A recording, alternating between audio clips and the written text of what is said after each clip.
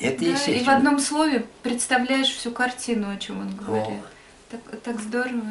И поэтому каждый раз по-новому прочитываешь. Это И понятно. это так Но приятно. все-таки, когда в молодости читал, да и многие другие не в молодости, есть сюжет, есть идея, мысли. Вот большинство, я и сам этим грешил, гнался, грубо говоря, за сюжетом. Чем же кончится? Поцелует или не поцелует? Украдет или не украдет? Вот. Арестуют или нет? Вот и все это просто. Я помню, у нас соседка была, жили там на счетной технике. Вечером приходит, книгу берет у меня вот такой толщины, утром приносит. Прочитала. Понятно кто как. знает. Первую страницу, кто там герои и что с ними случается. В конце все. Вторая часть программы «Мордовский блок новостей» или «Эхо Мордовии». Ирина Владимировна Абдрашитова, Евгений Владимирович Четвергов. Перед тем, как мы перейдем к нашим новостям, которые произошли за осень 2019 года в Республике Мордовия, такой вопрос. Вот, Евгений Владимирович, у вас, мне кажется, голос красивый. Вы петь любите? Любите петь? Вместе с супругой поете? Супруга у меня профессионал пения. А вы? А я просто, так, любитель, немного люблю. Какие песни любите петь? Ну, всякие. И народные, и опереточные арии, и арии из опер. Ну, что я удалось мне послушать. Вот. Это все есть у меня. А с ней петь сложно. Она сразу скажет: грязь, грязь, перестань петь со мной. Она Всё. певица, артистка? Певица, да. Опереточная певица. Оперная, да? Опереточная. Опереточная. Опереточная. Вот так вот. А какие у вас вот любимые песни на эрзянском языке? О чем они, эти песни, которые вам больше всего нравятся? Есть старинные песни эрзянские. Это по-русски я скажу. Ага. Над горой или на горе березка. На горе березка, точнее перевод будет. Вот интересная судьба этой песни, опять же. Она протяжная, грустная такая песня, как и многие песни тех далеких времен. Потом, этот же текст есть в макшанском языке. Но песня называется не «Березка», а «Луганяса келунясь». Это то же самое. Луганяса – это на лугу, наверное, а келу – это береза. Там у них на лугу березка, а у нас на горе березка. Но текст один и тот же. Но настолько она переделала, Иначе? настолько она стала иной, что диву даешься. В эрзянском языке эта песня певучая, грустная, такая протяжная. А у них наоборот. Скачка лошадей идет прямо. Обидятся, Евгений Владимирович. Да, нет, Ну и так я хорошо. не хочу никого обижать. Это просто результат влияния. Не просто так. Ведь вот эти мотивы, да, эта мелодия, ритмика у них, ну, чисто такая, как сказать, казачья, что ли, сказать. Марш такой. Марш, что ли. Дело в том, что макшане, как я настолько вычитался, прочитал, они 200-300 лет были в хазарском каганате.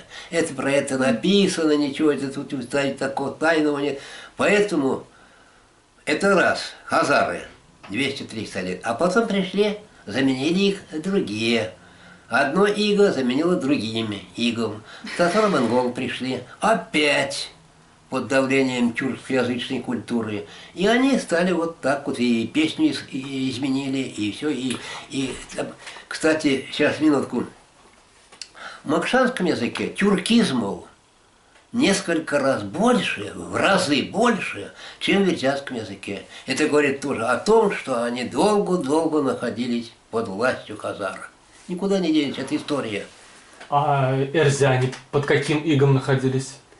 Они... Это вот как история. Эрзяне, часть эрзян, попали под власть хазар. Они, естественно, платили дани. Северная часть эрзян, арисы, это карта есть Иосифа X, каганата главного, хазарского каганата, арисы. не платили деньги, они были независимы. И зависимость попали только после того, как пришли татаро-монголы, монголы-татары. Здесь они попали. И то, все-таки, ну теперь это ссылаются многие на это, дани не платили, ясак платили намного меньше, чем вот в наши времена. Там 10%. А у нас 70% доходов перегоняются туда, в Москву.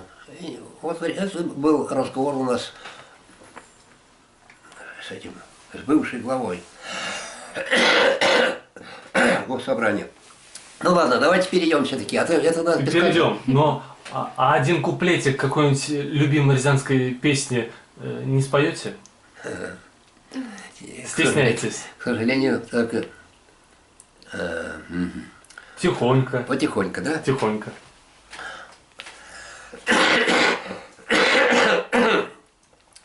Аукай моляны моны вирев, авай моляны моны вирев, мон вирев, авай моляны мон вирев, авай моляны мон вирев. Ну, сады. Браво. Здорово. Ну, Что в переводе? в переводе «Матушка-мать, пойди я в лес». Матушка, фольклор – это же повторы бесконечные. Вот. Дальше поется «Беру ножик с собой», дальше «Не срежу, а вырою». Купина есть растение такое. Можно покрасить щеки и покраснеешь. Вот для этого в лес идет и девушка. Вот и все. Ой, как здорово. Так, да? Здорово как. Итак, первая новость. 26 сентября состоялось заседание правления Республиканской общественной организации «Союз женщин Мордовии». Избрали нового руководителя. Это Ольга Игнатова. Она была заместителем долгое время, теперь она руководитель. Депутат Горсовета Саранска. Вот как вы оба считаете, Ирина Владимировна, в первую очередь, притесняются ли у нас женщины в Мордовии? Справедливо ли распределяются по гендерному признаку государственные должности в быту? Замечаете ли вы какой-то вот сексизм, притеснение, какой-то стереотипы противные? Даже не знаю. Начало Не еще знаю, раз. не знаю. Начало еще раз, пожалуйста, прочитай. Новый руководитель Союза женщин Мордовии. Да. И вообще права женщин в нашем О обществе. правах. Я просто сама по себе не властный человек, и я бы хотела, может быть, чтобы всегда мужчины руководили. И когда женщина на посту, это, наверное, хорошо, и когда союз такой есть, тоже хорошо. Но это если сильная женщина, да, но это, наверное, такая редкость. Женщина все-таки мягкое существо, и государство, чтобы на постах они стояли, я не знаю. Я не знаю. Это ущемление прав женщин, да, в Мордовии. И не только семейные, вообще в обществе роль женщин. Я понимаю, Да. я так и понимаю. Мне кажется, никаких ущемлений нет, кроме гражданских и национальных проблем. Здесь, естественно, есть. Но дело в том, что они не чувствуют эти ущемления. Для них таких ущемлений нет. Они стали такими же украинцами, как и украинцы в России. Для них это все пустой мир. Женщина, может, привыкла к такому положению, поэтому она не чувствует ущемления. То есть вот это, Вот. наверное. А вы сами женщин в своей жизни притесняли? Провокационный вопрос. Нет, не притеснял. Но дело в том, что женщина есть женщина, мужчина есть мужчина. Это два мира. И когда сходятся еще, тем более, это два мира. И мужской мир все-таки не только при схождении, всхождении, в целом мужской мир, мужской интеллект, мужские эмоции совершенно иные, чем у женщины. Это другая совсем. Поэтому надо это учитывать. И вот, к сожалению, многие женщины, как мне кажется, без обиды, когда встречаются, начинают одеяло тянуть на себя. Есть даже такая категория женщин, которых называют «Я пуп земли и всего человечества». Вот есть такие. И которые есть выражение такое, что из мужа хотят сделать беленького, тепленького, мягенького котенка. Ну, Это хочется, беда. да, чтобы, Есть это. Вот чтобы это- при случае можно было его взять, приласкать, накормить. Вот, да. И Конечно, а так как есть, да. по-другому? И это тоже самое есть. Поэтому это надо учитывать. И, не знаю, это надо знать психологию женщины и мужчины. Женское, вот это все-таки такое сильное. К нам в училище, в Саранское художественное, приходили два поэта. Один Геннадий Гребенцов, Так. знаете, да, наверное? Ну, естественно. А другой поэт Рая Орлова, тоже, наверное, Тоже знаете. знаю. Вот. И вот Рая Орлова, она же пишет на макшанском языке. И она вот этот макшанский язык, который, вы говорите, все-таки более такой жесткий, да, чем ерзянский, она в нем вот это женское нашла, вот это певучее нашла, и это настолько музыкально, то, что она прочитала, то есть она своим женским, она вот это вот переборола, вот о чем вы говорили.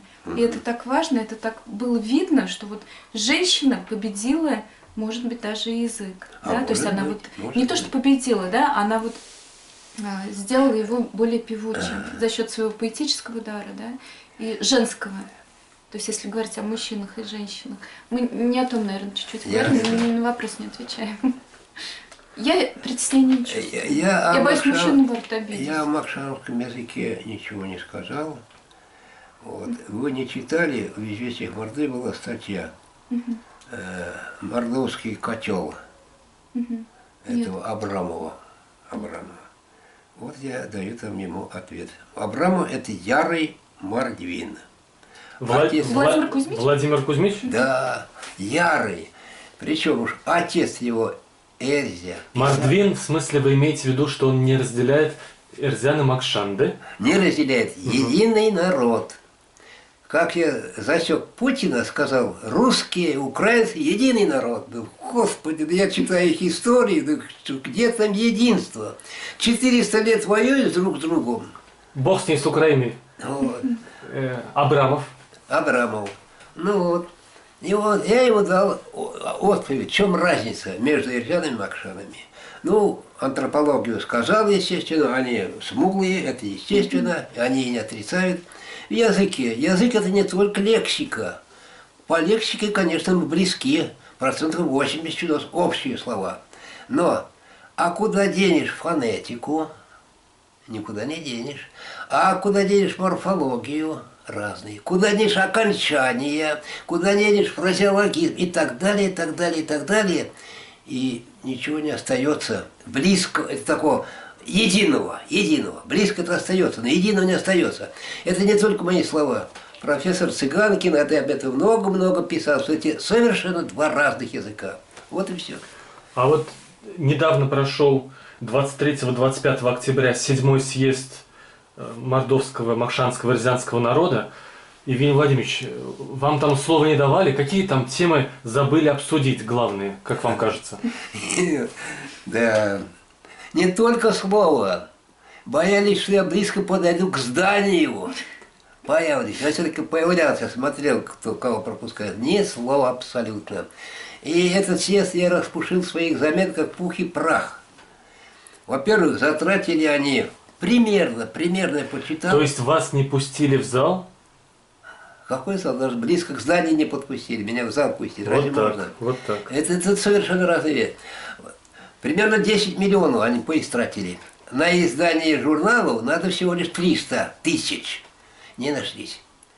И вот вопрос у меня был, для чего впустую вроде на ветер эти деньги пошли? Нет, не на ветер.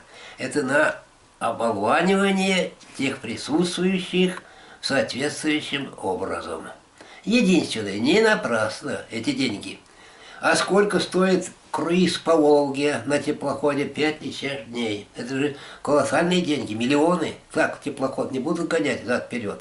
И там надо кормить, надо то-то. Один раз я тоже плавал, я знаю, что такое. Тогда я еще был более-менее еще со мной считать, а теперь меня огня боятся. Вот. Так что нет. Нет, это был именно... Какие темы забыли обсудить, которые мы сегодня еще не упоминали? Ну, вот там у тебя что есть? Нет, да. А вот на съезде какие темы которые мы сегодня еще не упоминали, забыли обсудить о проблемах народа? Кроме языка, что еще? Я тем... Ну а что, разные секции были там. А что забыли? Что забыли? Я там не был, дословно не могу сказать, но, естественно, наверное, секция была историческая, педагогическая и прочее, прочее. А если бы вы выступали, вы бы сказали о языке, да, в первую очередь? О чем еще вы бы сказали? Сказал бы, естественно, то, что я тереблю в своих заметках. Спасти, подарить будущим поколениям свой язык. Вот это я бы и сказал. А то, что они совершают, что делают, это все, грубо говоря, туфта. Это не туфта. Это преднамеренная агитационная работа по обрусению Эрзии Мокши. Русификация идет. Такая тотальная русификация. Никуда не денешь. Это факт. 20 сентября избрали нового руководителя национально-культурной автономии татар Якташлар. Как вот вам кажется, вот права татар соблюдаются ли и насколько вот выстроены межнациональные отношения по отношению к татарам? Все ясно, все понятно. Вот я думаю, ну русификация. Ну что там срусифицировать эрзян, которых осталось несколько сот тысяч, это нет, это не проблема. 55 миллионов украинцев практически превратили в русские. Вот какая мощь этой русификации, как можно делать. Сила государства, политика государства. Это 55 миллионов считают сейчас на Украине, а сколько в России, их там 7 миллионов сказали, это 60 миллионов почти украинцев. Вот так вот. А татары? А татары? У татар положение тоже, насколько я заглядываю в интернет, там у меня любимый сайт Идет Реалии, да, я смотрю, там, ну, татары и марийцы, марии, пока еще как-то живут и держатся, более-менее. Но такое давление, особенно на татар, это диву даешься, диву даешься. Там всякие организации, частные лица, правительства и прочее, прочее. То же самое и в Мариэл. Но у них пока выходят и книги, у нас уже нет, выходят все-таки проводят какие-то мероприятия, а у нас только если проведешь подхлопание, это дадут возможность хлопать, это есть. А так, чтобы сказать вот правду от А до Я, и не думаю. И не думаю. Но сам же почувствовал, как мы ходили в библиотеку. Стали разведать, кто вы, откуда, не шпионы, не агенты или иностранные. Вот все. Поэтому нет. Татарам тоже положение тяжело. Казалось бы, их 50% населения татары в Татарстане. Казалось бы, там проблем не должно быть. Но сила власти-то и есть власть. Федеральной власти, да? И федеральной, и своей, а своя же. Куда денешься? Вот. Ну, я вот помню, маленькая была, очень часто слышала речь татарскую, язык татарский, в автобусе, еще где-то. Очень часто слышала. Сейчас не слышу, но сейчас зато национальной одежды вижу, как ходят, да? А раньше тоже этого не было. А языка не слышу почему-то. Нет, почему? Вот. У них канал есть, вещает. Это есть, есть, это ТВ, есть. Я по имею в виду вот телевидению. на улице. Я вообще не слышу сейчас. А маленькая я очень хорошо это помню. Вот этот язык, да, вот, то есть он как бы был Ни со мной. эрзянский не слышно, ни татарский, Да. ни английский. Вот такие дела. С татарами тоже тяжело. Но мы стараемся общаться. Вот Мордовский котел, они, их корреспондент встретился с Абрамовым, печатали. Вот у меня не получается, я слабо знаю интернет, как туда войти в этот сайт. Заявление написать и как. Там и есть правда, но не получается у меня. Я слабо владею. Татары мы благодарны.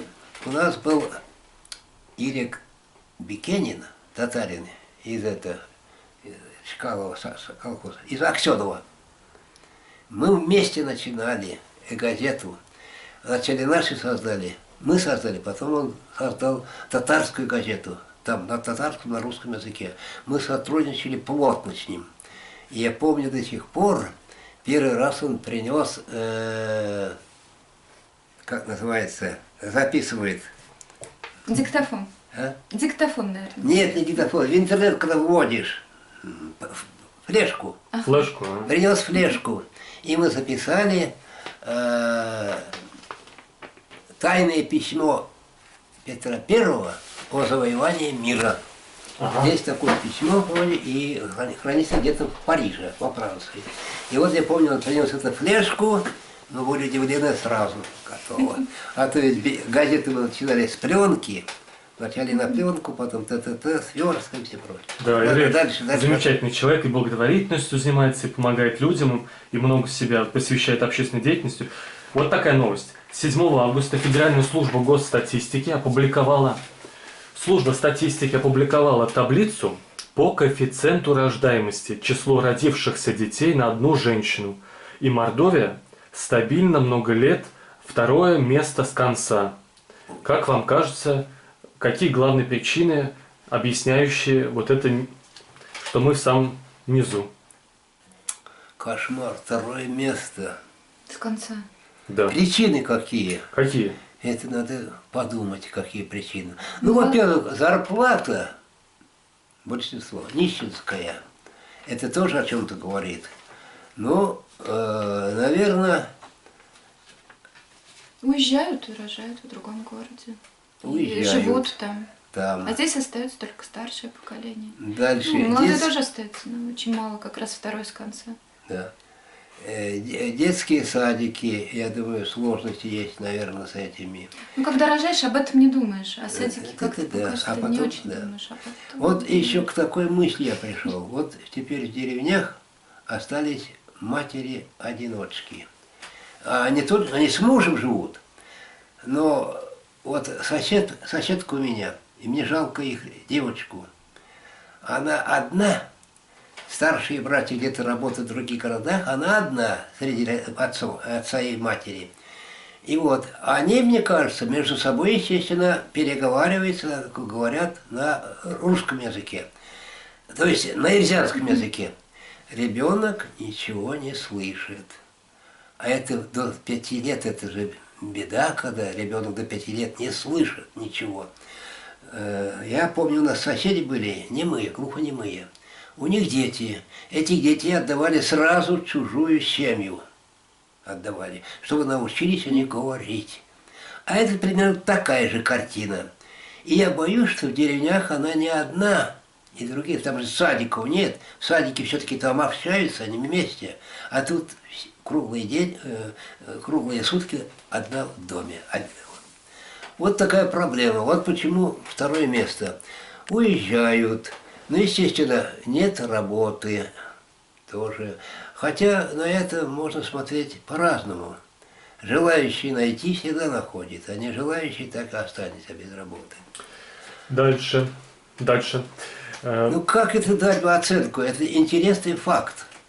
Да, Вот. да. А мы что можем сказать? Я не Это- знаю даже. Второе с Я конца думаю, во что всей повышается. России. Рождаемость, оказывается. Смотрите, Может, нас просто обогнали? То есть мы увеличили рождаемость, но в других городах еще больше стали рожать. Может, вот это вот? может быть, но вроде бы последний год, наоборот, идет демографический. Вот. И причем наклон даже больше, чем в 91 году. Там понятно было, там кризис экономики, Да. в 2000 раз, вернее, в 200 раз обесценивались все сбережения, с работы увольняли, и поэтому этим А здесь, можно может, объяснить. личностные факторы, эгоисты больше, люди становятся эгоистами. Может быть, здесь вот такой вот Все фактор может быть, еще. не знаю обязательно причину. социальный. А вот еще какая причина.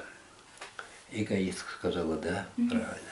Дело в том, что теперь женщинам предоставлено многое. Не обязательно рожать, есть у тебя машина, есть зарплата, есть должность. Зачем этот ребенок не нужен? Маяться, мучиться, не спать, стирать. Лучше я так проживу. И такие есть. Рождаемости нет, естественно. Вот. Следующее. В Саранске 30% населения пенсионеры. Ну, в Мордовии примерно столько же, 256 тысяч пенсионеров. А инвалидов на 1 ноября 69 тысяч в Мордовии. И первой группы, самой тяжелой, 10 143. Как вот на ваш взгляд, наш Саранск, Мордовия приспособлены для безопасного и удобного передвижения по улицам для людей, которым трудно передвигаться. Ну, сейчас начали, мне кажется, пандусы больше делать, то есть везде практически, ну, не знаю, очень сейчас стали вот эти переходы делать, по-моему. А в автобусах, по-моему, по нет. личному наблюдению. В автобус- автобусах нет. Нет, в автобусах. Там же Нет. должны быть какие-то такие... Приспособление что должно. Да. Мы даже и не знаем. А вот лед, как качество дорог, видите ли вы, что по улицам спокойно передвигаются люди на инвалидных колясках в безопасности? Ну, это, конечно, нет. Удобен ли наш город для передвижения инвалидов, Евгений Владимирович? Мне кажется, довольно удобно. Кажется. А на самом деле, где какие районы еще, где? А вы их на улице видите, людей с ограниченными возможностями, на колясках, добирающихся Редко. до магазинов? Редко. А может быть, потому что им неудобно? Может быть. Но, по крайней мере, все-таки власти теперь стараются, не как раньше. Раньше вообще не было на асфальте, на дорожках, не было никаких там. И не знали, что есть такие люди. А теперь все-таки вспомнили. Это хорошо. Вот, вопросы такие, что сложно на них ответить, не зная. Вот. Дам вопрос попроще. У нас в этом году, в марте, в июне, в октябре и в ноябре в прессу попала информация об избиениях заключенных в исправительных колониях, и которые в знак протеста вскрывали себе животы, вены, чтобы показать общественности, что к ним относятся жестоко с их точки зрения. Как вам кажется, мы ведь тоже с вами несем ответственность за тех, кто пребывает на территории нашей республики, как гуманизировать систему исполнения наказания? Как гуманизировать? Да. На государственном уровне должна проводиться целенаправленная политика, права заключенных. Это все Вот. должно быть Мне регламентировано. кажется, Проводиться беседы. Все это должно быть. Заключенный тоже человек. Вот это все должно быть освещено в средствах массовой информации. То, что они себе вскрывали животы, наверное, это было, к сожалению, всегда, да, но не всегда доходило до общественности. Сейчас дошло, может быть, в этом что-то есть, какие-то подвижки в этом направлении. мне вспоминаются шведские тюрьмы. Отдельная комната, телевизор и разрешение сколько-то выйти на улицу с браслетом. То есть условия там человеческие. Так и должно быть. Человеческие. Да. А у нас, к сожалению, этого далеко нет. И служители правопорядка, мне кажется, недостаточно образованы, грамотные, недостаточно культурно все-таки развиты, и обращаются с этими людьми как с животными. Конечно, недопустимо насилие над заключенными. Правильно Ирина сказала, они такие же люди. И каждый по разным причинам туда попал. Вот. Я сам 27 часов попадал в эту систему. Я знаю и сужу так. Попадая туда, человек лишается человечности. Никакого обращения. Нас задержали. Закон гласит потребовать немедленно адвоката. И не подумали. Абсолютно. Далее. Разрешите позвонить родителям, семье. Никакого ответа. Хоть говори, хоть и обращайся, бесполезно. Вот что такое тюрьма. В каком году? В 2001 году, что ли, Алексей тогда приезжал на встречу с Меркушкиным на площади. Помнишь, нет? На тракторных тележках привозили. Патриарх, да? А? Патриарх, в смысле, Патриарх, да, патриарх всей Руси. А вы вышли Мы с с акцией плакатом протеста? вышли. Понятно. Потребовали покаяния церкви перед рязанским народом за насильственную христианизацию, за кнут и за пряник. Ну, мы не успели свой плакат развернуть, они уже знали все. Раз и в каталажку, все ясно. Дополню. Вот. Я только сейчас отвлекусь буквально. Вот пока мы там сидели, там человек 10 было. Вот, мы вдвоем попали, нас разделили. Мусалева в отдельную камеру, ему отдельную палату, нам в другую палату. Жалуемся, вот эти тут и прилечь негде. А один попавший, красиво одетый, молодой парень такой, что говорите? В такой комнате нас побывало 20-30 человек. Сверху капает, дождь капает, лед от этого. Ложились, говорит, по очереди, остальные стояли всю ночь. Вот что такое тюрьма. Из тюрьмы потом туберкулез, переписка у меня была одним самарским заключенным у меня была. Отсюда туберкулез и прочие река. Вот что такое тюрьма российская. Поэтому там и все может быть. Ирина Владимировна Абдрашитова, Евгений Владимирович Четвергов, спасибо вам обоим большое. Спасибо. О, Спасибо. наконец-то, Ой, так хорошо. наконец-то. Приятно.